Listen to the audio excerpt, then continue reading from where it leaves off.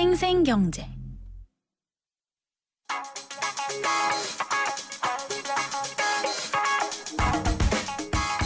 안녕하세요. 멜로디 경제 대중음악평론가 이대화입니다. 애플이 타사를 통해 다운로드받은 음악을 의도적으로 삭제했다는 의혹을 받고 있습니다.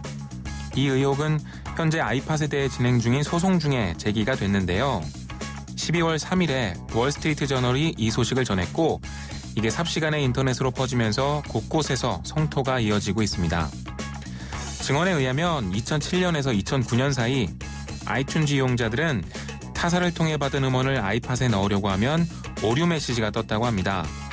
심지어 동기화를 시킬 때 타사의 음원이 자동으로 삭제되기까지 했다고 하는데요. 만약 이게 사실이라면 독점을 위해서 타사를 의도적으로 배제했다는 뜻이 됩니다. 애플 측은 해커와 악성 콘텐츠로부터 소비자를 보호하기 위해 자동 삭제를 결정했다고 해명했는데요. 결국 일부분은 인정한 셈이 되어서 논란은 더 커질 것으로 예상이 됩니다. 과연 이 논란이 어떻게 결론 날지 꼭 지켜봐야겠습니다. 음악은 요즘 팝 뉴스의 헤드라인을 장식하는 곡 하나 들어보겠습니다. 바로 샘 스미스의 Stay With Me인데요. 샘 스미스가 2015년 그래미 시상식에서 최다 후보의 주인공이 되면서 그의 이 음악도 다시금 주목받고 있죠. 한번 들어보겠습니다.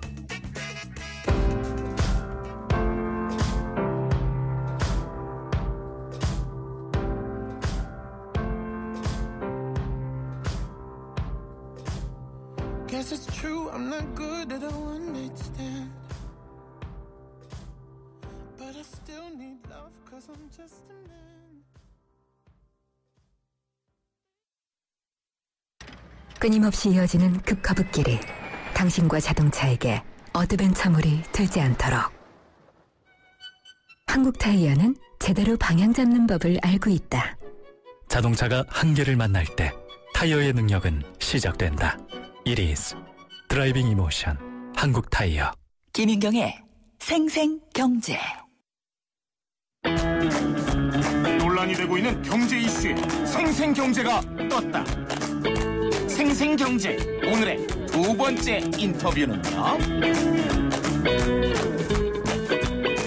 저유가 시대 한국 경제의 약인가 독인가입니다.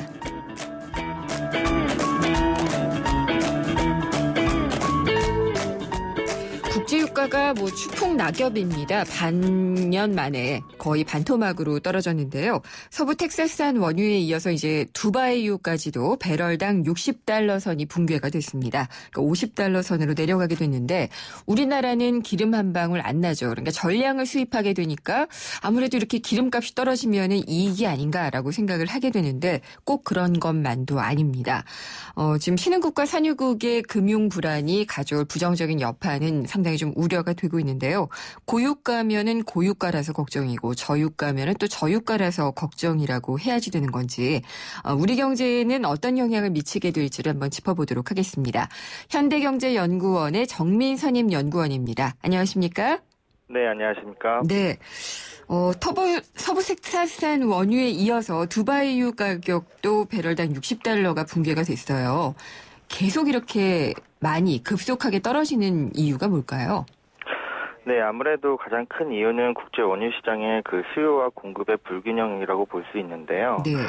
수요 측면에서 볼 때 국제 유가는 세계 경제 회복세가 미약한 가운데 중국 등 그동안 세계 원유 수요를 증가를 해온 신흥국 경기 회복 지연으로 원유 수요 압력이 완화되고 있는 상황입니다. 지난 10월 IMF의 세계 경제 전망에 따르면 세계 경제는 지난 7월 전망에 비해 0.2%포인트 낮은 수준 성장세를 보일 것으로 전망을 하고 있고요. 네. 개도국도 동일한 현상을 보일 거기 때문에 이로 인해서 세계 오일 소비 증가율은 점차 둔화될 것으로 보입니다. 또한 그 공급 측면에서도 미국을 중심으로 한 비오펙 국가들의 오일 생산량이 지속적으로 증가하면서 국제 유가 하방 압력이 지속되고 있는 상황입니다. 2011년 대비 2015년 세계 석유 생산량은 오펙 국가가 0.3% 감소한 반면에 비오펙 국가는 8.3% 증가하여 총 4.8%의 증가를 볼 전망입니다. 특히 미국의 경우 전통 오일뿐만 아니라 비전통 오일 개발 붐으로 생산량이 동기간에 약 3배 정도 증가할 것으로 보입니다. 또한 이제 금융 상품 시장에서도 투기 자금이 대거 이탈하고 달러 강세가 이어지면서 국제 유가를 하락시키는 요인으로 작용하고 있는 상황입니다. 네. WTI 선물 순매수 포지션 같은 경우 지난 6월 말 대비 11월에 약 44.8% 정도 감소를 했고 브렌트유도 동기간에 74.2% 감소한 상황입니다. 더욱이 최근 달러 강세도 국제 유가 하락을 부추기는 요인으로 작용하고 있는데 달러와 경우 2015년 말까지 강세를 유지할 전망입니다. 이러한 상황이 지속되고 있는 상황에서 오펙 국가들의 감산 실패로 인해 유가 하락은 지속적으로 하락하고 있는 상황입니다. 일단 그러니까 세계적으로 경제가 어렵고 그러다 보니까 수요가 적고요. 그런데 공급은 오펙도 감산을 안 하니까 그대로 유지가 되고 있고 그리고 달러가 강세이기 때문에 유가가 계속 떨어지고 있다라고 말씀을 하셨는데요. 예. 달러 강세하고 유가 하락은 언제나 이렇게 같이 가나요? 달러 같은 경우는 유가의 역의 상관관계를 가지고 있기 때문에 달러 강세가 유가 하방 압력으로 작용하고 있습니다. 네. 즉 이제 유가는 달러화로 표시가 되고 거래가 되는데 미 달러 강세는 수입국 입장에서 자국 통합 표시 가격 상승을 초래하여 네. 수요를 감소시키는 반면에 수출국 입장에서는 반대로 생산량을 늘리는 요인으로 작용하고 있어서 이 실물 수급을 통해서 보면 유가 약세를 견인하고 있는 겁니다. 네. 근데 이제 유가가 많이 떨어지면은 전 그냥 우리나라 같은 경우에는 반가워할 줄 알았어요. 시장이 근데 굉장히 많이 흔들리고 있거든요. 그러니까 네. 석유 파는 나라야 워낙에 이제 석유를 팔아야지 되는데 가격이 떨어지니까 굉장히 힘들 거지만은 석유를 전량 수입하는 우리나라 같은 경우에는 이렇게 시장이 불안한 것은 약간 좀 의문이기는 하거든요. 일단 저유가로 인해서 이제 각 국가 간의 그 희비가 엇갈리는 것 같은데요. 네. 일단 석유 수입국 입장에서 볼 때는 이제 아무래도 유가 하락으로 수입 비용이 절감되는데 이러한 측면에서 이제 기업이나 소비자 측면에서 비용이 그만큼 축소되는 입장이 있기 때문에 긍정적인 요인으로 작용할 수 있습니다. 그래서 원유 수요 비용이 줄면 이제 새로운 투자 여력이 생기고 네. 소비자의 소비 여력도 커지기 때문에 이러한 부분이 이제 경제 성장으로 연결될 가능성이 큽니다. 그러나 이제 하지만 그 러시아와 이라크 등 주요 수출국들 같은 경우는 원유 수출 의존도가 높고 추가적인 유가 하락은 재정에 부담이 됩니다. 그래서 최근에는 유가 하락으로 러시아 등 일부 산유국의 채무 불이행 가능성이 거론되면서 금융시장과 외환시장의 변동성이 크게 확대되고 있습니다. 이로 인해서 이제 각 수출국의 환율 전화가 될 경우 그것은 이제 국가 부채 부담으로 이어질 가능성이 있기 때문에 아무래도 그 수출국 입장에서는 부정적으로 볼 수가 있죠. 네. 그러면은 우리나라는 수입국이잖아요. 예. 그러니까 수출국 경제가 흔들려서 뭐 러시아 같은 경우가 대표적인데 환율 불안하고 뭐 여러 가지로 힘들다 이렇게 하면서 우리 시장에 영향을 주는 것은 맞는데 부정적인 영향을 주는 건 맞는데 거시 경제로 볼 때는 경제 전반으로는 득이 된다라고 얘기할 수 있을까요?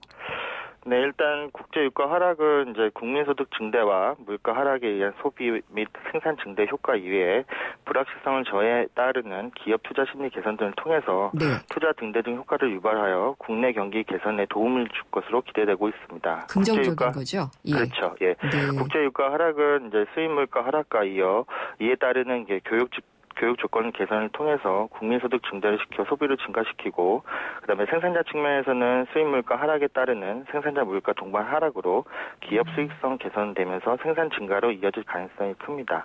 예. 또한 이제 투자 측면에서도 이제 국제 유가 하락은 기업 그 환경상 불확실성을 저해시켜주기 때문에 기업의 이제 투자 심리 개선, 투자와 생산 증대로 이어질 것으로 보이고 있습니다. 그러면은 금융시장이 불안한 것은 일시적인 걸로 보시는 건가요? 네, 일단 지금 유가 하락으로 인해서 이제 수출국에 대한 이제 불안이 가중되기 때문에 네. 그러한 부분 때문에 이제 금융의 지금 변동성이 확대되고 있는 것을 보고 있습니다. 네, 알겠습니다. 근데 석유 수출하는 나라가 들으면 화낼 것 같은데요. 아니, 우리나라는 이렇게 좋다고만 얘기를 하니까요. 네. 그리고 또 화가 나는 업체들이 있을 것 같은데 정유업계 이런 데에서는 지금 불난집에 부채질하느냐 막 이렇게 얘기할 수도 있을 것 같은데요. 네, 아무래도 이제 정유를 직접 수입하고 이제 다시 또 수출하는 그 정유 입장에서 보면 좀 안 좋은 그 부분이 있긴 하지만 네. 그 전반적으로 제조업 부분에서 에너지 집중도가 높은 사업 부분 같은 경우는 이제 긍정적인 효과를 가져올 수 있기 때문에 네. 예, 그런 산업 부분에서도 이제 회비가 좀 엇갈릴 수 있는 상황입니다. 네. 그러면은 대부분의 업종을 긍정적으로 보고 계신 것 같은데 이 저유가가 해가 되는 업종, 정유 업종 말고는 또 어떤 게 있을까요? 글쎄요, 그거는 저희가 일단 이번 보고서를 작성하면서 산업적으로 분석은 이제 저희가 전반적으로 분석을 하셨군요. 네, 경제 전반적인 미치는 영향을 분석을 했기 때문에 네.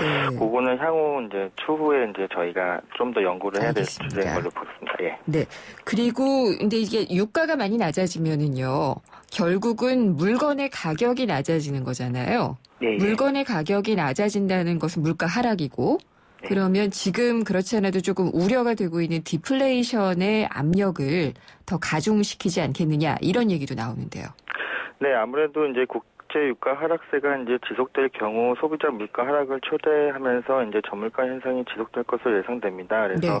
보시면 제가 말씀을 드렸는데 유가 하락으로 수입 물가 하락을 유발시키고 수입 물가 하락은 생산자 물가를 하락시키고 이것은 또 소비자 물가 하락으로 이어질 수가 있습니다. 그래서 국제 유가 하락으로 소비자 물가가 이제 하락하게 되면 이런 하락 추세가 장기화될 경우에 이제 디플레이션 우려도 이제 발생 가능성도 있습니다. 네, 근데 디플레이션으로 가기 전에 일단 실질 구매력이라든지 소비 여력이 많이 살아나기 때문에 경기에는 좀 촉매제가 될 수 있다는 분석이신가요? 예, 그렇습니다. 그게 혹시 그러면은 산술적으로도 수치상으로도 유가가 얼마나 하락하면은 실질 구매력이 얼마나 늘어난다 이런 것도 좀 있나요? 네, 저희가 이번에 이제 국제 유가가 이제 국내 경제에 미치는 영향에 대해서 이제 보고서를 작성을 하면서 이제 수치상으로 분석을 했는데요. 예. 국내 경제의 경우 이제 국제 유가가 10% 하락 시 소비 같은 경우는 0.68%, 투자 같은 경우는 0.02%, 수출 같은 경우는 1.19% 이제 개선 효과를 가져오면서 GDP 전체로는 0.27% 늘어날 것으로 보고 있습니다. 다만 이제 물가 같은 경우는 이제 물가 같은 경우는 한 0.4, 물가 같은 경우는 0.46% 정도 하락할 가능성을 이제 염두에 두고 있습니다. 유가가 10% 하락을 한다는 것은 언제부터 언제까지 기간을 설정을 한 거죠? 그거는 이제 이 경제적, 경제적 효과가 나타나는 건 저희가 이제 향후에 지금 당장 나타나는 효과가 아니라요. 향후에 나타날 효과를 이제 얘기를 하고 있기 때문에요. 그래요? 예. 그러면 지금, 그러니까 제가 유가가 너무 많이 떨어져가지고 사실 10%라고 얘기를 하기에도 너무 많잖아요. 지금 사실 반년 동안 떨어진 것만 해도 엄청나게 퍼센테이지가 되니까요. 그래서 한번 여쭤봤어요. 네, 어쨌든 GDP 증가에는 도움이 된다는 그런 말씀이시군요. 예, 저희는 일단 그렇게 보고 있습니다. 그래도 너무 많이 떨어지면은 안 그럴 수도 있을 것 같은데 유가는 어느 정도까지 떨어질 걸로 보시나요? 글쎄요, 어느 정도까지 떨어진다고 얘기하기는 좀 저희도 뭐하고요. 네. 지금 아마 거의 바닥 정도 수준에 와지 않았나라고 생각이 되고 있습니다. 거의 바닥을 형성하고 있다. 라고 보시는군요. 그리고 지금 기업과 개인들에게는 좀 기회가 될 것이라고 얘기를 하셨어요. 네. 사실 어떻게 보면 금융위기 때도 그런 이해가 좀 있었던 것 같기는 하네요. 어떤 금융위기 때 이제 글로벌 수요가 감소하면서 유가가 많이 떨어졌었잖아요. 네네. 이게 $130까지 갔다가 아마 지금 수준 정도까지도 떨어졌던 것 같은데 이러다가 경기 회복으로 이어질 때 저유가 자체가 좀 영향을 발휘하지 않았나라는 생각이 좀 들어서요. 그런데 이제 과거보다는 좀 이제 우려되는 상황들이 좀 있긴 한데요. 어떤 건가요? 이제 아무래도 이제 세계 경기가 이제 부진한 상황이고, 그다음에 세계 경제에 이제 디플레이션 우려도 이제 증폭되고 있는 상황이라 아마 이제 과거만큼 이제 효과가 거두지 못할 것이라는 이제 지적이 나오고 있는 상황입니다. 그래서 유가가 떨어지면서 이제 물가가 떨어지고 실질 소득이 증가하는 효과, 그래서 소비가 살아날 수 있는 여건이 조성되고 있는 상황인데 이러한 우려들 요소들이 이로 인해서 그런 긍정적인 효과로 이제 이어지는 연결고리가 이어지지 못할 경우 이런 효과들이 좀 어느 정도 이제 제한될 수도 있다고 볼 수가 있죠. 예. 근데 유가 또 금방 오를 수도 있잖아요. 이럴 경우에 대비해서 좀 갖춰 놔야지 된다. 이런 것들 좀 지적을 해 주신다면요? 이제 아무래도 보시면은 이제 일단 그러니까 기본적으로 볼 때 국내 경제가 처한 상황을 볼 때는 국제 유가 하락은 전반적으로 경기 회복에 도움이 될 것으로 기대되고 있습니다. 그래서 다만 이제 물가 현상이 지속되면서 이제 저물가 현상이 고착화를 유발할 우려가 이제 존재하고 있기 때문에 이에 따른 이제 대응이 필요한데요. 일단 국제 유가 하락기를 전략적으로 활용을 해야 될 것을 보고 있습니다. 그래서 국제 유가가 상대적으로 싼 기간 동안 유류 비축량을 증대를 하고 오일 생산국에 대한 장기 수급 계약 조정 등을 통해서 오일 수입 비용 축소, 그다음에 오일 자원 개발 투자 효율성 제고 등의 노력이 필요할 것으로 보고 있습니다. 알겠습니다. 그리고 오늘 말씀 여기까지 듣도록 하겠습니다. 잘 들었습니다. 예, 감사합니다. 현대경제연구원의 정민선임 연구원이었습니다. 기대해도 좋아요. 더 멋있고, 더 부드럽고, 더 완벽해질 나를. 풀스테인리스 커브드 내솥과 처음 만나는 초고압 밥맛. 오늘을 더 맛있게. 쿠쿠 풀스테인리스 고압력 커브드. 쿠쿠. 네, 생생경제 3부 지금까지 함께 하셨고요. 4부에서는 경제뉴스 뒤집기와 금융상품 백서가 준비가 되어 있습니다. 경제뉴스 뒤집기, 아무래도 연말이다 보니까 내년 경제 전망을 해보는 게 의미가 있을 것 같아요. 국내 경제는 어떻게 될 것인지 여기에 대한 국내외 리스크를 짚어보겠고요. 금융상품 백서에서는 연말정산 시기만 되면 인기를 끌고 있는 소득공제용 장기펀드, 소장펀드라고 하죠. 자세히 알아보도록 하겠습니다. 그리고 YTN 라디오와 세종문화회관이 함께 뮤지컬 제야 콘서트를 엽니다. 임태경, 옥주연 이런 최고의 뮤지컬 배우들이 출연을 하게 되는데요. 최고의 작품들을 갈라쇼 형태로 선보이게 됩니다. 자세한 내용은 YTN 라디오 홈페이지에 안내가 되어 있습니다. 잠시 후 4부에서 뵙겠습니다. 세계적인 교육 중심지 런던과 미국 본토 교육이 뿌리내린 괌에서 YTN 주니어 영어 캠프가 여러분을 기다립니다. 품격 있는 영국식 영어를 만나볼 수 있는 런던 영어 캠프는 전통 있는 명문대학 캠퍼스에서 이루어지며 유럽의 역사가 숨쉬는 유적지도 둘러보게 됩니다. 따뜻한 기후와 아름다운 해변을 자랑하는 괌 영어 캠프는 명문 사립학교 정규 수업에 참가하며 해양 레포츠도 체험할 수 있습니다. 참가 신청은 YTN 웹사이트와 런던 캠프는 서울 전화 723-0550, 괌 캠프 서울 전화 533-0585에서 받습니다. 경제를 위한 바른 시각, 본질에 다가가는 심층 분석, 가치를 추구하는 정확한 해석. YTN 라디오 김윤경의 생생경제.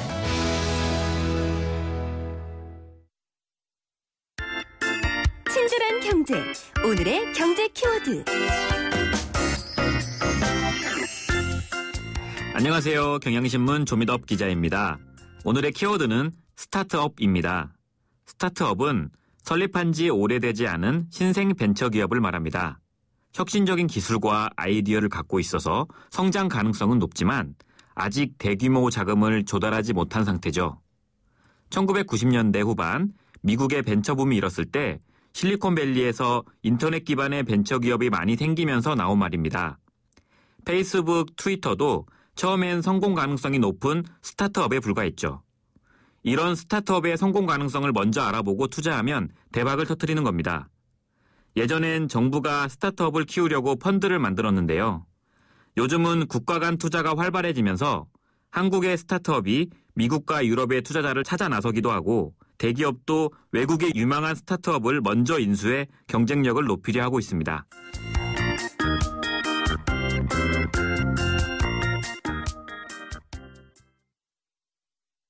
자원도 기술도 자본도 없었지만 도전 앞에 불가능은 없었습니다. 자원은 유한하지만 창의는 무한하기에 포스코의 끝없는 도전주의는 결코 멈추지 않습니다.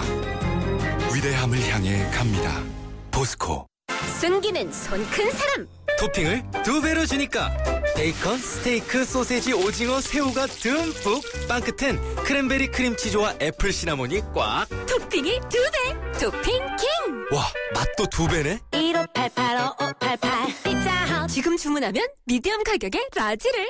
누구나 정비를 맡겨야 할 때가 있죠. 그때마다 수리비가 의심된다면 좋은 차라고 할 수 있을까요? 현대자동차 블루핸즈는 과잉정비 금액의 최대 300% 보상. 서비스까지 좋아야 진짜 좋은 차. 현대자동차 공식 정비 서비스 블루핸즈. New thinking, new possibilities. 현대자동차. 이건 왜? 뉴스에선 볼 수 없었던 뉴스 속 스토리. 경제 뉴스 뒤집기 한파. 세상의 베이스가 되다 포스코 협찬으로 김윤경의 생생경제 4부 시작하겠습니다. 경제뉴스 뒤집기 시간인데요. 오늘은 이필상 서울대 초빙 교수와 함께 얘기 나눠보도록 하겠습니다. 교수님 안녕하십니까? 네, 안녕하세요. 올해의 경제는 어떻게 보셨어요? 올해 경제요? 우리 경제요. 예. 올해 경제 상당히 어려웠죠. 네. 예, 실업자도 많이 늘고요. 특히 여러 기업들에서 구조조정하는 바람에 네. 근로자들이 아주 어려웠고요. 또 가계부채가 늘어서 정말 살기가 힘든 한 해였죠. 네, 내년에는 어떨까요? 안타깝게도 내년 전망도 어둡습니다. 올해 우리 경제가 3.4% 정도의 성장률을 기록할 것 같은데요. 네. 내년은 이것보다 더 낮아질 가능성이 있습니다. 경제 성장률을 결정하는 요인은 수출과 내수 두 가지인데요. 네. 두 가지가 다 부정적입니다. 우선 수출은 세계 경제 침체와 국제금융시장 불안으로 인해서 감소할 가능성이 큰데요. 지난 11월에 우리나라 수출이 작년 같은 기간에 비해서 마이너스 1.9% 감소했거든요. 네. 내년에는 이거보다 더 떨어질 가능성이 있다는 거고요. 소비가 더 큰 문제입니다. 심지어는 생활 필수품 소비도 이제 감소하고 있는 상황인데요. 지난 10월 중에 소비 판매액이 지난해보다 0.3% 감소했거든요. 네. 내년 소비는 이거보다 더 이제 떨어질 수 있다는 겁니다. 그러니까 경제 전망이 어두울 수밖에 없는데 정말 큰 문제가 있습니다. 이거 빨리 우리가 이제 해설해야 되는데. 어떤 건가요? 경제 성장 엔진이 꺼지고 있다는 겁니다. 네. 경기가 살아나도 성장 자체가 어렵다는 것이거든요. 경제 성장의 기본 축이 투자와 소비입니다. 예. 그런데 이 기본 축이 둘 다 무너지고 있다 그런 얘기인데 우선 우리 경제를 이끄는 주요 산업이 조선, 전자, 철강, 석유화학 등 아닙니까? 그런데 이들 산업이 대부분 중국의 발목이 잡혀 있다는 것이거든요. 네. 여기 일본이 무작정 돈을 풀어서 엔저 공격을 하니까 우리 산업이 혼수 상태다 이렇게 볼 수가 있는데 그러니까 기업들이 투자를 못하고 있다는 겁니다. 여기 보면 소비 심리도 붕괴 상태인데 현재 가계부채가 1,060조 원을 넘지 않았습니까? 네. 계속 이제 증가세에 있다 보니까 소비는커녕 빚더미에 올라앉은 상황이라는 것이거든요. 그러니까 국내 경기가 안 좋은 것도 문제지만은 경제가 성장 동력 자체를 잃은 것은 더 큰 문제다 이렇게 우리가 이제 봐야 될 것 같습니다. 네, 말씀 들으니까 더 우울해지는 것 같은데. 네. 근데 이렇게 그 내부적인 요인도 있지만은 외부 리스크도 상당히 많아요. 우리 경제가 3대 외부 리스크를 갖고 있다 이렇게 볼 수가 있는데요. 가장 큰 리스크가 중국 경기 둔화입니다. 네. 중국은 우리나라 수출의 26%, 수입의 16%나 차지할 정도의 최대 교육국입니다. 그런데 내년도 중국의 경제 성장률이 7%도 유지하기 어려울 것이다라는 어떤 전망까지 나오고 있거든요. 네. 그런데 중국 경제는 2010년까지만 해도 10% 이상의 고속성장을 했는데 성장률 7% 이렇게 떨어지면 이거는 심각한 침체입니다. 그러니까 우리 경제가 타격을 받을 수밖에 없고요. 두 번째 리스크가 일본의 엔저 공세인데 이번에 아베가 중요한 해산하고 다시 선거를 했는데 압승을 하지 않았습니까? 그렇죠. 그래서 장기 집권의 기반을 확보했는데 그렇다 보니까 돈을 계속 풀어서 영양 가치를 낮추겠다는 그런 아베노믹스가 힘을 받는다는 것이죠. 그러면 우리나라 수출이 또 타격을 받을 수 있다는 것이고요. 세 번째 리스크가 유럽 경제 불안인데요. 그리스 경제가 다시 부도 위기에 요즘 휘말리고 있습니다. 2008년 미국발 금융위기 이후에 유럽 경제들이 이제 엄청난 혼란을 겪었는데 벌써 이제 세 차례에 걸쳐서 이렇게 유럽 경제가 다시 이제 부도 위기에 휘말리고 있거든요. 네. 그렇다면 우리나라 이제 경제가 또 수출이 타격을 받으면서 어려워질 수 있다는 것입니다. 이외에도 국제 유가가 지금 계속 하락하고 있는데 이게 이제 그 러시아나 베네수엘라 같은 산유국들이 이제 국가부도 위기가 확산되면서 국제금융 위기가 지금 고조되고 있고요. 더 나아가서 미국 금리도 인상할 가능성이 큰데 그렇게 되면 우리나라 외국자본이 빠져나가면서 금융시장도 좀 흔들릴 가능성도 있죠. 그래서 네. 여러 가지 리스크가 많이 있습니다. 교수님 지금 저희가 조금 전에 인터뷰를 했었는데 네.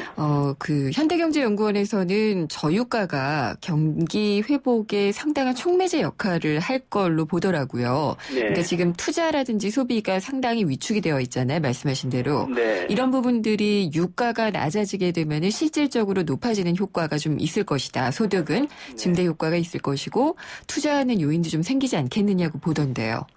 일단은 유가가 낮아지니까 생산비가 떨어지죠. 그래서 투자를 할 수 있는 어떤 여력이 생기는 건 사실인데요.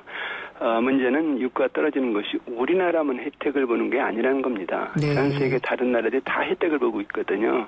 그러니까 우리나라만 특별히 그것이 유리하다 이렇게 보기도 어렵고요. 또 하나는 그 석유화학이나 이런 어떤 그 에너지 업계도 좀 타격이 굉장히 크거든요. 네. 그래서 이제 주가도 오히려 이제 맥을 못 추고 있는데요. 더 나아가서 지금 물가 하락, 디플레이션 어떤 그 함정에 빠지는 것이 아니냐 해서 굉장히 걱정인데 유가 하락 때문에 디플레이션 함정이 더 본격화될 가능성도 있다는 것이죠. 그래서 유가 하락이 우리한테 꼭 유리한 것이다. 이렇게 단정하기는 어렵습니다. 지금 정부에서도 굉장히 디플레이션을 많이 우려하고 있거든요. 네. 그래서 KDI에서도 최근에 보고서가 나와서 이렇게 되면 안 되니까 재정은 엄청나게 좀 풀고 있으니까 통화정책도 많이 완화를 해라라는 그런 조언을 했는데 교수님은 어떻게 보시나요? 디플레이션에 어떻게 보면은 함정에 빠져 있다 이렇게 볼 수도 있는데요. 네.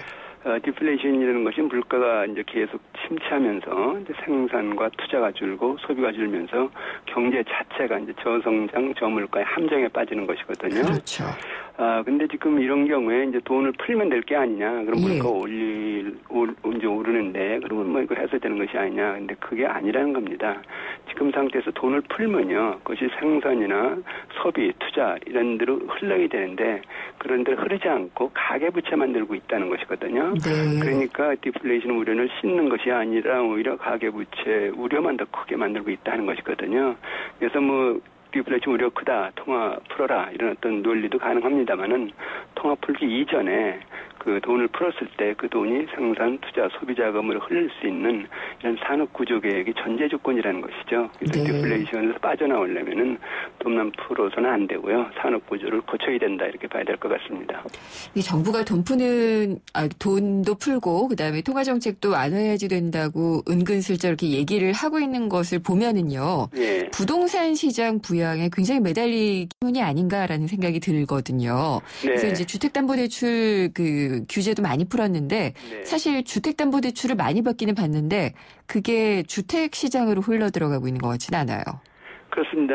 생활비라든가 그다음에 빚 돌려막기라든가 교육비라든가 이런 데 많이 쓰이고 있죠. 그래서 지금 부동산 시장을 살리면은 그 돈이 돌면서 경제가 살아날 것이 아니냐. 특히 부동산 시장이 살아나면은 이제 국민의 어떤 부가 늘어나는 효과가 있기 때문에 소비 심리가 회복될 것이다. 그런 기대를 하고 있는데 그래서 이제 그 주택 대출 규제도 대폭 풀고요. 돈도 많이 풀고 금리도 내리고 그러지 않았습니까?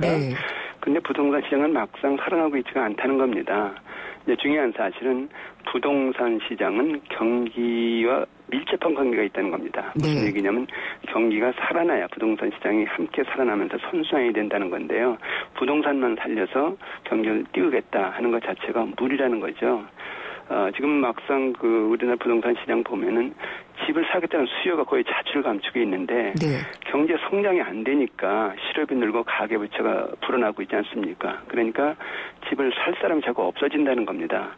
여기 이제 심지어는 디플레이션이라는 심리가 확산되니까 앞으로 더 떨어질 텐데 지금 왜 사냐? 미루는 거죠. 전자나 어차 이렇게 나오니까 이제 부동산 시장이 살아나지 않고 오히려 가계부채만 자꾸 느는 그런 부작용만 확산되고 있는 것 같습니다. 내년에도 그렇게 갈까요? 그러니까 결국은 우리가 고통을 감수하자. 그리고 산업 구조를 개혁하자. 그리고 돈을 풀 때 무슨 일이 있어도 그것이 투자와 이제 생산으로 흐르게 하자. 그런 어떤 구조개혁의 청사진이 없는 한 내년에도 돈을 풀면은 부동산 시장에서 이런 어떤 부작용이 나타날 가능성이 굉장히 크다고 봅니다. 네, 그러니까 정부가 가야 될 정책 방향에 대해서 한 부분은 많이 강조를 해주신 것 같아요. 일단 뭐 돈 풀어서 재정이든 중앙은행이든 다 풀어서 할 게 아니라 산업 구조 개혁이 우선되어야 한다는 지적을 일단 해주셨고요. 맞습니다. 예. 예, 그런 다음에 또 정부가 주도해서 해야지 될 어떤 정책 방향 이런 것들은 어떤 게 있을까요? 일단 뭐 구조개혁을 하자. 그래서 돈을 풀 때 생산적으로 흐르게 하자. 뭐 가장 중요한 대책이라고 볼 수가 있는데 그 다음에 아주 시급한 것이 기업들의 투자 심리 회복입니다. 예. 기업들은 나서야 된다는 것이거든요. 그래야 투자가 이루어지고 경제가 성장한다는 것이거든요. 그렇다면은 기업들 입장에서 봤을 때 그 불필요한 정부 규제가 굉장히 많거든요. 이걸 과감하게 풀어줘라. 그리고 지금 노동시장 보면은 굉장히 경직돼 있고요. 양극화가 심합니다. 그래서 노동시장 개혁해라. 그리고 여러 가지 이제 금융이나 세제 지원 같은 어떤 정책을 대대적으로 펴라. 그래서 기업들이 이제는 산업 구조도 바뀌고 투자를 이렇게 해도 좋다라는 어떤 여건이 됐다. 뭐 그런 어떤 분위기를 만들면은 기업들이 나설 수 있다는 것이죠. 기업들이 나서게 만드는 것이 중요합니다. 고용을 좀 유연화하자는 것은 최경환 부총리가 하신 말씀이랑 같은 맥락이죠? 네, 우리나라는 그 노동시장의 양극화가 굉장히 심한데 특히 정규직 보면은 근로시간이 아주 길고요. 또 임금이 상당히 그 수준이 높습니다. 그러니까 신고용 창출이 잘 안 되고 있다는 것이거든요. 그래서 뭐 그런 차원에서 좀 유연화시키고요. 또 임금 그 상한제, 일자리 나누기 이런 걸 통해서 많은 사람이 일을 하고 그다음에 기업들이 더 이제 투자도 하고 성장할 수 있는 그런 어떤 이제 구조조정이 필요하죠. 노동시장도. 네, 잘 들었습니다. 감사합니다. 네, 감사합니다. 이필상 서울대 초빙 교수였습니다. 생생경제를 다양하게 만나는 방법. YTN 라디오 앱 예스와 YTN 라디오 웹사이트, 팟캐스트를 통해서 실시간 청취와 다시 듣기가 가능합니다. 언제 어디서나 손쉽게 만날 수 있는 생생경제. 참 좋다. 알면 대박, 모르면 쪽박. 금융상품 백서. 경제 어렵다 하는데 그래도 투자할 곳은 있지 않을까요? 그리고 투자를 또 해야지 될 것 같은데 어떤 상품들이 있는지 한번 알아보겠습니다. 신한은행 목동 하이페리온 지점의 서춘수 지점장입니다. 안녕하십니까? 네, 예, 안녕하십니까? 예, 연말정산 앞뒀기 때문에 연말정산과 관련한 투자 상품을 알려주시면 좋을 것 같아요. 예, 네. 요즘에 연말정산 관련해서요. 네. 상담을 요청하는 사람들도 꽤 많이 많으시죠. 들었습니다. 예. 이제 두 가지로 나눌 수가 있겠는데요. 고소득자, 그러니까 소득이 제법 있는 분들, 연봉이 높은 분들이죠. 이분들은 올해부터 세금이 확 늘어납니다. 그런데 막상 준비할 게 없다. 13월에 월급 받기가 참 척박해졌다 이런 푸념들을 대부분 하십니다. 네. 실제로 정부가 몇 년에 걸쳐서 소득공개 상품을 줄였고요. 소득공개 대상도 일정 소득 이하인 직장인만 대상에 포함하거나 또 올해부터 소득공개 방식도 소득공개에서 세공식으로 바뀌었고요. 예. 고소득자는 참 어렵다 이런 말씀들을 하시고 일정 소득 이하인 직장인들은 그래도 한 푼의 세금이라도 줄이려면 어떤 상품을 가입해야 하는지 또 질문도 하시고요. 또 가입하러 오시는 분들도 지난주부터 실제로 많이 늘고 있습니다. 지점장님, 근데 이게 고소득자는 얼마 이상의 연봉이면 고소득자고요. 일정 소득 이하의 직장인은 일정이 어느 정도인가요? 5천만 원 기준일 것 같습니다. 6, 7천이 넘으면 이분들은 5천, 6천을 기준으로 세전인가요? 세후인가요? 세전입니다. 세전으로요? 네. 주로 물론 이제 6, 7천을 고소득자로 보는 눈에 따라서 다르겠습니다만 어쨌든 연봉이 8천을 넘어서면 소득세율이 이제 많이 구간이 올라가죠. 달라지거든요. 그래서 그분들은 아무래도 이제 연봉도 많고 또 저축할 여력도 있고 또 연봉이 없다 보니까 세금도 많이 나오고. 네. 그래서 어떻게 하면 절세할 수 있을까? 이런 데 이제 관심이 굉장히 높거든요. 네. 근데 이분들은 막상 활용할 상품들이 많지가 않은 실정입니다. 그렇군요. 주로 그러면은 어떤 상품들 많이 물어보세요? 연금, 어쨌든 연말정산 관련된 거니까요. 네. 연금, 저축, 주택청약 저축, 소득공제 장기 펀드 이런 상품에 이제 가입하러 오시고요. 네. 연금 저축은 최대 400만 원에 12% 세액공제니까 네. 48만 원 세금을 돌려받을 수가 있습니다.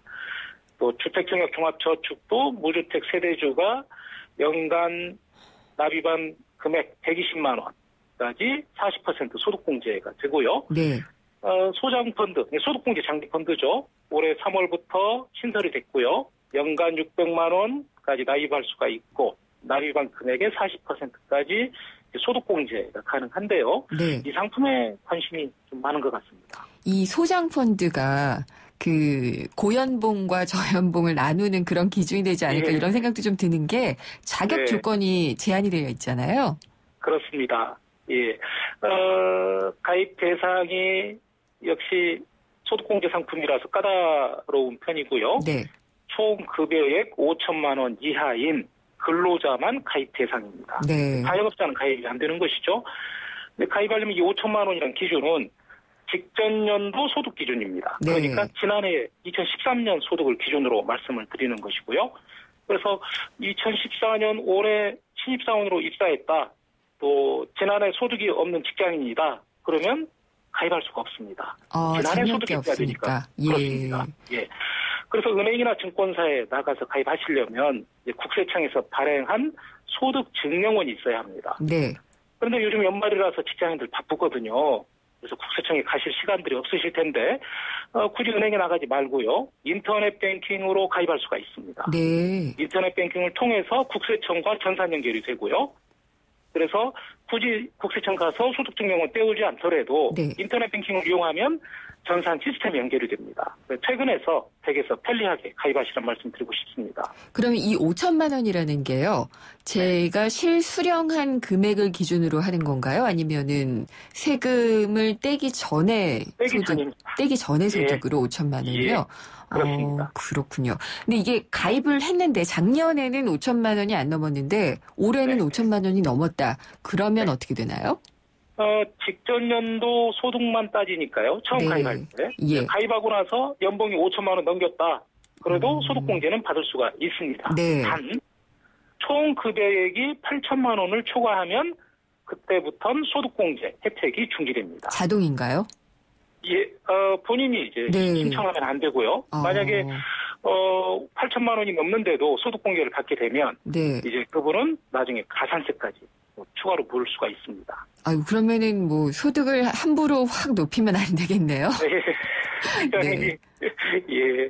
그렇군요. 근데 이게 소장 펀드가 가입하고 나서 어느 정도 유지를 해야 되나요? 굉장히 오래 갖고 있어야 되나요? 예, 그렇습니다. 우선 이 소장 펀드는 40% 이상을 국내 주식에 투자하는 상품이어야 하고요. 네. 연간 납입 한도가 600만 원이고 납입 금액의 40% 소득공제 받으니까 240만 원 소득공제를 받을 수 있습니다. 네. 지금 가입하신 분들도 오늘이 이제 12월 16일이니까요. 뭐 이달 말까지 보름 정도 남아 있습니다만 600만 원 한꺼번에 가입하실 수가 있고요. 네. 그러면 240만 원 소득공제 받습니다. 이제 말씀하신 계약 기간은 10년 이상입니다만 가입하고 나서 최소한 5년만 유지하면 됩니다. 그러면 5년 이내에 해지하면 어떻게 되느냐. 네. 5년이 안 돼서 중도 해지를 하게 되면 소득공제 그동안 받았던 금액을 토해내야 됩니다. 아니면 네.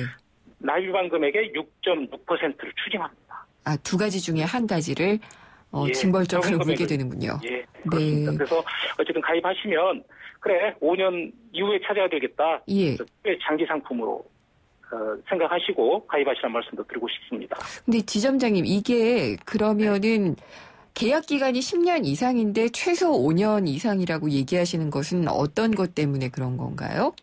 세금 때문에요? 그렇습니다. 예. 정부가 소득공제 상품들은 대부분 장기 상품이라서 네. 가입하고 나서 소득공제 혜택 받고 바로 해지한다면 이게 소득공제 혜택도 주고 장기에 걸쳐서 근로자의 목돈 마련이 목적입니다. 그런데 단기로 이용하는 상품으로 활용하면 네. 부작용도 있고요. 그래서 그렇습니다. 소장펀드는 이게 가입할 수 있는 기간이 정해져 있죠. 가입할 수 있는 기간이 언제까지인가요? 예, 내년 말까지입니다. 내년 말까지요? 예, 말까지 가입할 수 있고요. 그래서 당장 가입할 경제적인 여유가 없는 직장인들도 10,000원이면 가입할 수가 있으니까요. 네. 그래서 통장만이라도 꼭 만들어 두십시오라고 저희들이 말씀을 드리고요.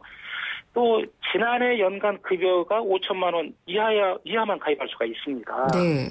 그래서 5천만 원 초과하면 가입 대상에서 제외가 되니까 만약 올해 급여가 5천만 원 넘긴 분들도 지난해 기준으로 하면 5천만 원이 아직 안 되는 분들도 계실 겁니다. 네. 이런 분들이라면 올해가 가기 전에 꼭 서둘러서 가입하십시오라는 말씀도 드립니다. 그렇군요. 근데 이게 수익률은 어느 정도나 되나요? 예, 현재 시중에 판매 중 60여 개 소장펀드의 평균 수익률이 1에서 2% 정도입니다. 아이고, 굉장히 낮은데요? 예, 높지 않다고 볼 수가 있는데요. 그런데 주식형 펀드 평균 수익률이 마이너스 4%, 5% 이 정도니까. 네. 그런데 이제 1에서 2% 수익만 났다 해도 소장펀드가 소득공제를 통해서 받을 수 있는 절세 효과가 있습니다. 네. 600만 원 불입하고 40만 원 세금을 환급받습니다. 일반 직장인이라면. 그러면 40만 원 세금 줄일 수 있으니까 이것만 따져도 6.6%이고요. 네. 여기에 주식이 올라서 1에서 2% 정도 수익이 났다. 그러면 7에서 8% 정도 수익을 안겨주는 셈이니까요. 그래도 짭짤하다 이렇게 말씀드릴 수 있겠습니다. 그렇네요. 혹시 이 조건 중에서 좀 더 주의해야지 될 것들 안 얘기해 주신 게 있다면요? 예. 종합소득 합산 대상 다른 소득이 있는 근로자는 가입하시면 안 됩니다. 아, 네. 그러니까 사업소득이 있다, 또 기타 소득이 있다. 금융소득이 있다. 그렇죠. 금융소득이 2천만 원 넘긴 소득이 있다. 네. 그러면 이제 국세청에서 일단 가입은 하더라도요. 예. 국세청에서 정기적으로 검증을 합니다. 네. 부적격자로 통보를 하고요. 그런데 이분께서 연말정산 올해 가입해서 소득공제까지 받았다. 네. 그러면 내년에 자칫 가산세까지 얹어서 소득공제 받은 금액을 추징당할 수 있으니까요. 조심조심. 이 부분도 잘 확인하시고 네. 가입하셔야 되겠습니다. 네, 잘 들었습니다. 감사합니다.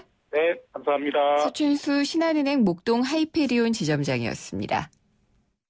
12월 코란도 씨가 준비한 3가지 선물. 하나, 이자가 없다. 선수율 20% 내면 최대 3년까지 무이자. 둘, 취등록세가 없다. 일시불로 사면 취등록세 7% 지원. 셋, 그래서 부담이 없다. 놓칠 수 없는 혜택이 가득한 코란도 씨 윈터 페스티벌. 홈페이지 참조. 차 안에서 먹고 또 먹어도 사람들이 타고 또 타도 페브리즈 차량용이 있으니 냄새 걱정이 없어요. 상쾌한 드라이브 페브리즈 차량용과 함께 페브리즈 차량용. 메리 쉐비 크리스마스. 쉐보레 스파크 크루즈 캡티바 구매 시 최대 3년 무이자 할부. 3년 이상 된 차량 보유 고객이 스파크 크루즈, 말리부, 올란도, 캡티바, 알페온 구매 시 30만 원 추가 할인. 전시장 및 홈페이지 참조. 일부 모델 제외. 12월 31일까지. Chevrolet. Find new roads.